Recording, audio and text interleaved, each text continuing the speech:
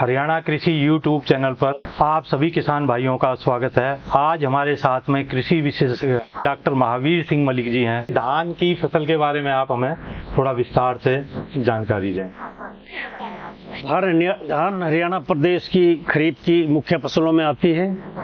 लगभग 12 से 13 लाख हेक्टेयर में धान की खेती हरियाणा प्रदेश में की जाती है। पलवल जिले में भी 25 से 30 हजार हेक्टेयर में धान की खेती की जाती है।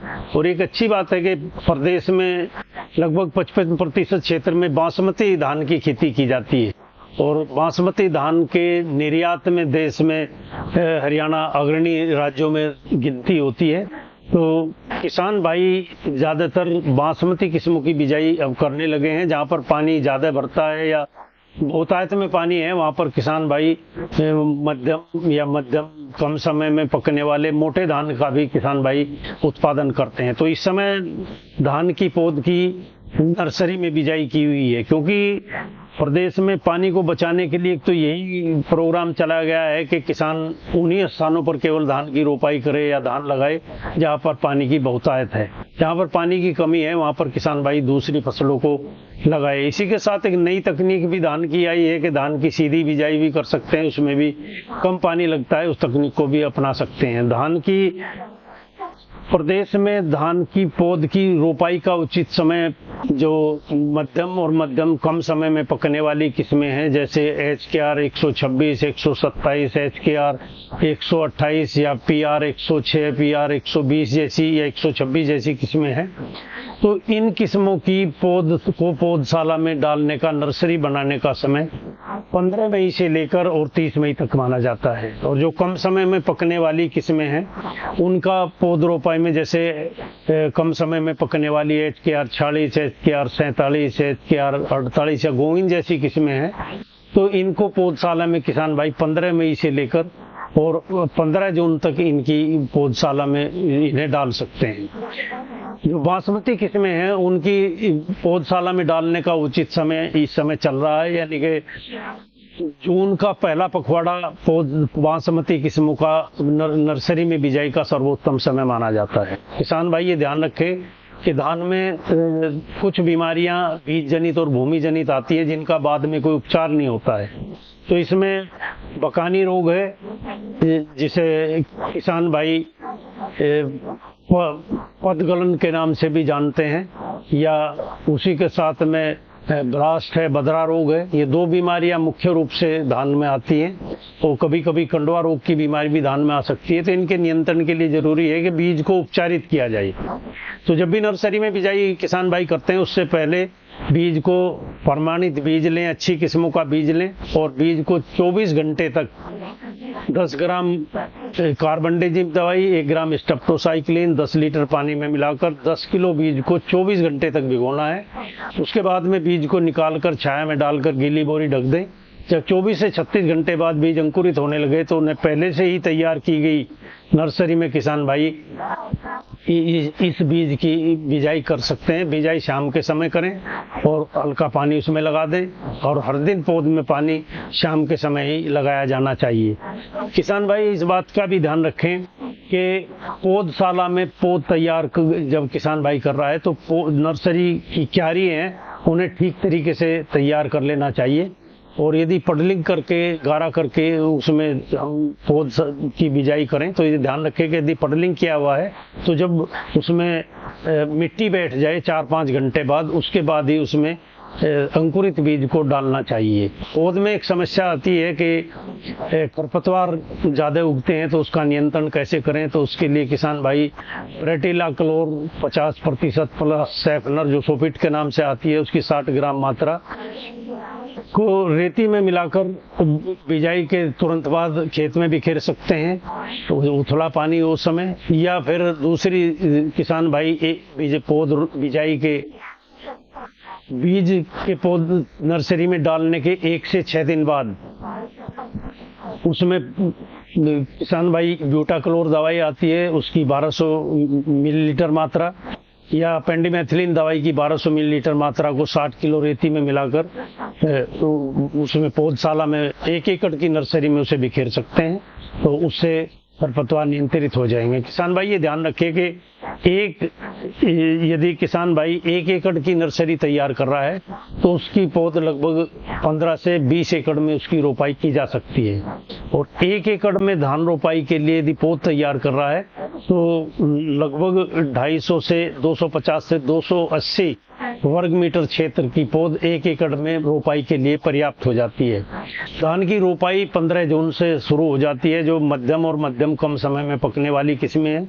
और जो हमारी बासमती किस्में हैं उनकी बिजाई वैसे तो किसान भाई जून के आखिरी हफ्ते में भी कर सकते हैं, लेकिन उससे ये कई बार बढ़ाव ज़्यादा ले जाती हैं।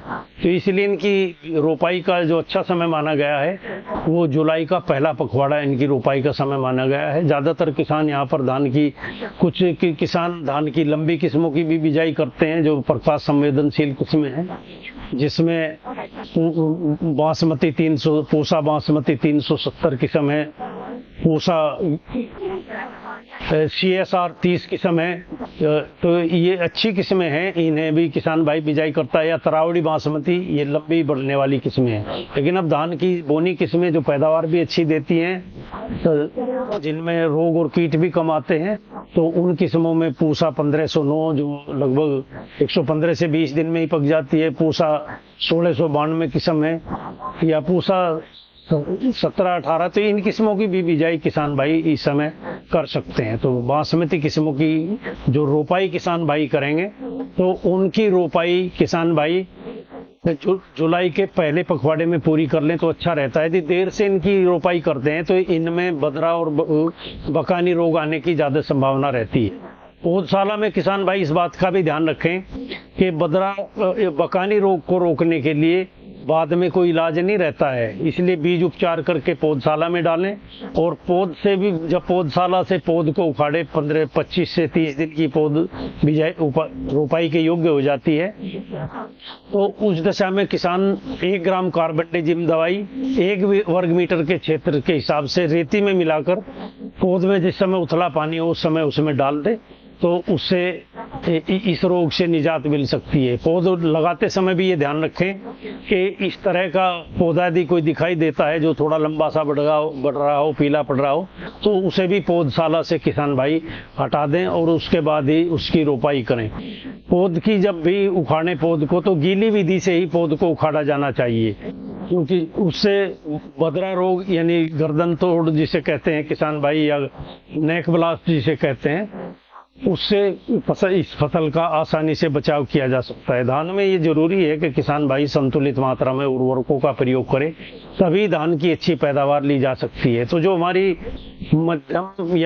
मध्यम कम समय में पकने वाली मोटे धान की किस्में हैं, उनमें 60 किलोग्राम शुद्ध नाइट्रोजन, 24 किलोग्राम शुद्ध फॉस्फोरस, 24 किलोग्राम पोटास प्रति एकड़ के हिसाब से डालने की सिफारिश है। और इसमें 10 किलोग्राम जिंक सल्फेट भी जहाँ पर खेत में जिंक की कमी हो वहाँ पर डाला जाना चाहिए। मिट्टी परीक्षण से ही ये पता चलता है कि कितना खाद हमें डालना है। नाइट्रोजन की 1/3 मात्रा जब हम रोपाई करते हैं उस समय डालते हैं, और पूरा फास्फोरस पोटास भी रोपाई के समय डाला जाता है। बाद में नाइट्रोजन की मात्रा 1/3 मात्रा 3 हफ्ते बाद और 1/3 मात्रा को 6 हफ्ते बाद डालते हैं। यदि किसान भाई धान की रोपाई ऊसर जमीन में कर रहा है तो वहां पर उसे ध्यान रखना है कि वहां पर पडलिंग करने की आवश्यकता नहीं होती है।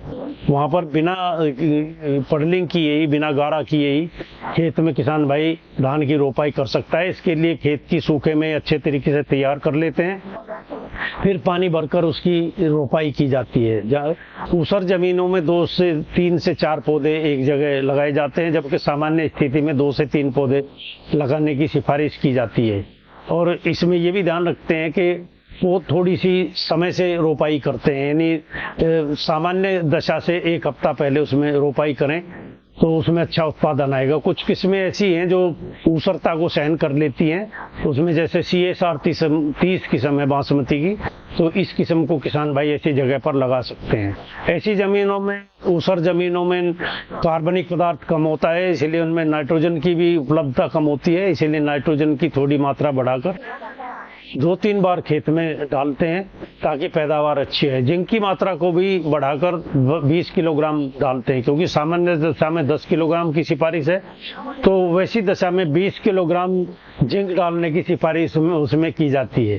तो इस तरीके से किसान भाई अपनी नर्सरी को तैयार कर सकते हैं, और वो नर्सरी तैयार करके किसान भाई पौध को अच्छे तरीके से लगाएं पौधशाला में, तो उससे वो अपनी भरपूर पैदावार ले सकते हैं। पौध लगाने के बाद में भी किसान भाई ये ध्यान रखें कि समय समय पर किसान भाई खरपतवार नियंत्रण करते रहें, और पौध में बीज रोपाई के तुरंत बाद खरपतवार नियंत्रण के लिए 1200 मिलीलीटर पेंडिमेथिलिन दवाई या उसी के साथ या दूसरी दवाई 1200 मिलीलीटर ब्यूटाक्लोर मैच्यूटी दवाई ले सकते हैं। रेती में मिलाकर खड़े पानी में उसे बिखेर सकते हैं, या प्रेटिलाक्लोर दवाई 50 सीसी 800 मिलीलीटर लेकर उसे भी इसी तरीके से खेत में डाल सकते। किसी एक दवाई को रोपाई के 1 से 3 दिन के अंदर उसमें डाल देना चाहिए, और खेत में पानी खड़ा रखे तो उससे खरपतवार बड़ी आसानी से नियंत्रित हो जाएंगे। 20 से 25 दिन बाद यदि दोबारा से मिश्रित खरपतवार दिखाई देते हैं खेत में, तो उस दशा में किसान भाई नोमिनो गोल्ड नाम की दवाई को, जिसे बिस्पायरी बैक सोडियम 10% में आती है, इसकी 100 मिलीलीटर मात्रा 120 लीटर पानी में मिलाकर किसान भाई छिड़काव कर देंगे, तो इस तरह के खरपतवारों का नियंत्रण हो जाता है। कई बार खेत में मोथा, मस्टा या मकड़ा नाम के खरपतवार दिखाई देते हैं, तो उनके लिए किसान भाई ऑल मिक्स दवाई का इस्तेमाल कर सकते हैं। 8 ग्राम दवाई प्रति एकड़ के हिसाब से 200 लीटर पानी मिलाकर, तो इनका भी फिर आसानी से नियंत्रण हो जाता है। किसान भाई समय समय पर खेत में पानी का उचित प्रबंध रखें, लेकिन जब हमारी पौध ठीक से सेहत हो जाए तो उस समय पानी की कमी कर देते हैं। जब खेत में उर्वरक डालना हो उस समय भी खेत में पानी नहीं होना चाहिए। निराई गुड़ाई करने के लिए भी खेत में पानी की कम को हटा देते हैं, और यदि खेत में किसान भाई 5 से 6 सेंटीमीटर पानी पर सिंचाई के हिसाब से उसमें लगाए, यानी इससे ज़्यादा पानी खेत में खड़ा न होने दे। जहाँ पर पानी का भरपूर प्रबंध है वहाँ पर यदि हर हफ्ते पानी को बदल दिया जाए तो वो भी धान के लिए अच्छा माना जाता है। तो इस तरीके से किसान भाई आगे आने वाले समय में यदि इसमें कोई कीट लगता है, जैसे कई बार इसमें प्लांट हॉपर की शिकायत आती है, पौधे का तेला इसमें आक्रमण करता है, तो उसके लिए ब्यूप्रोफेंजिन दवाई 350 मिलीलीटर 200 लीटर पानी में मिलाकर छिड़काव कर दे तो इस कीट से निजात मिल जाती है। कई बार इसमें तना छेदक की समस्या आती है। शुरू में यदि तना छेदक लगता है तो गोब सूखती है, और बाद की दशा में पूरी बाली ही सफेद निकलती है। तो उसके लिए किसान भाई धान रोपाई के 30 दिन बाद और 50 दिन बाद कार्टेप दवाई 7.5 किलोग्राम या रीजेंट दवाई 7.5 किलोग्राम प्रति एकड़ के हिसाब से रेती में मिलाकर, या उर्वरक डाल रहे हैं तो उसके साथ मिलाकर डाल दें, तो इन कीटों से भी आसानी से निजात मिल जाती है। कई बार धान के अंदर बदरा रोग की समस्या दिखाई देती है, यानी पत्तों के ऊपर आंख जैसे धब्बे से दिखाई देंगे, जिसमें बीच में राख जैसा रंग सा होता है, और उसके बाद में कई बार ये गांठ के चारों तरफ कालापन सा आ जाता है, या बाद की दशा में जब बालियां निकलती है तो गर्दन के ऊपर काला निशान सा बनता है, जिसे नेक ब्लास्ट कहते हैं। तो इसके नियंत्रण के लिए किसान भाई 200 ग्राम कार्बेंडाजिम दवाई 200 लीटर पानी में मिलाकर छिड़काव कर देंगे, तो उस धान में इस बीमारी से निजात मिल जाती है। इस तरीके से किसान भाई समय समय पर कीड़े और बीमारियों का नियंत्रण करते हुए, उचित सिंचाई का प्रबंधन करते हुए तथा संतुलित उर्वरक डालकर धान की अच्छी पैदावार ले सकते हैं। एक नई तकनीक जो अब आई, जिसे किसान भाई अपना सकते हैं, जिसमें पानी की भी 20% बचत होती है, जिसमें बदरा और बकानी रोग भी कम लगते हैं, और उसी के साथ साथ फसल का उत्पादन भी, और लगभग 7 से 10 दिन पहले फसल पक जाती है, तो इसे भी किसान भाई तकनीक को अपना सकते हैं। धान की सीधी बिजाई, और ये सीधी बिजाई में लकी सीडिल का इस्तेमाल कर सकते हैं, जिसमें दवाई और खाद और बीज साथ साथ डाला जाता है।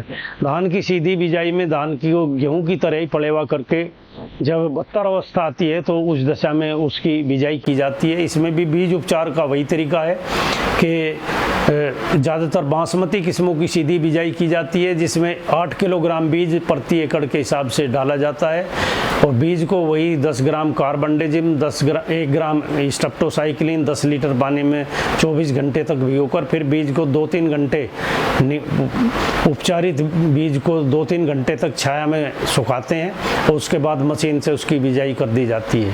उस जो 72 अवस्था में सीधी बिजाई धान की जाती है तो उसमें अब पेंडीमेथिलीन दवाई का भी इंतजाम उसी में होता है, क्योंकि नमी की दशा में ही दवाई का छिड़काव उसमें किया जाता है। तो उसके साथ साथ दोनों पेंडीमेथिलीन दवाई लगभग 1.25 से 1.5 लीटर प्रति एकड़ के हिसाब से उसमें डाल दी जाए तो सीधी बिजाई में धान में खरपतवारों का नियंत्रण बड़ी आसानी से हो जाता है। और क्योंकि बासमती किस्में सीधी बिजाई में लगाते हैं तो उसमें उर्वरकों की मात्रा भी 30 किलोग्राम नाइट्रोजन और उसके साथ में 12 किलोग्राम फास्फोरस, 12 किलोग्राम पोटास की मात्रा का इस्तेमाल करते हैं, जिसमें फास्फोरस पोटास वाली खादें साथ के साथ डालते हैं, यानी रोपाई के समय डालते हैं, बिजाई के समय डालते हैं।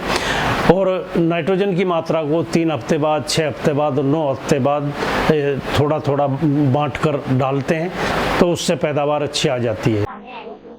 डॉक्टर साहब, आपसे एक जानकारी लेना चाहेंगे कि अगर धान की फसल में बुआई करते समय एजोला का उपयोग किया जाए तो उसका क्या परिणाम आएगा? किसान भाई लगातार रासायनिक खादों का इस्तेमाल कर रहे हैं। रासायनिक खादों के साथ साथ यदि हम जैविक खादों का भी इस्तेमाल करें तो रासायनिक खादों की मात्रा को भी घटाया जा सकता है और किसान की लागत भी उससे घटेगी। तो इसके लिए या तो सिफारिश करते हैं कि एजोटोबैक्टर या पीएसबी का उसमें इस्तेमाल करें, या दूसरा जो जैविक खाद है उसमें एजोला का इस्तेमाल किसान भाई खेत में कर सकता है। इसे खेत में रोपाई के समय पूरे खेत में बिखेर दिया जाता है, जिससे ये हवाई से नाइट्रोजन इकट्ठी करके पौधों को देता है और इससे फसल का उत्पादन तो बढ़ता ही है, साथ साथ कई तरह की बीमारियां जो जड़ से लगती है उनसे भी बचाव होता है और किसान की जो रासायनिक खादों के ऊपर खर्चा होता है वो भी कम हो जाता है। धन्यवाद।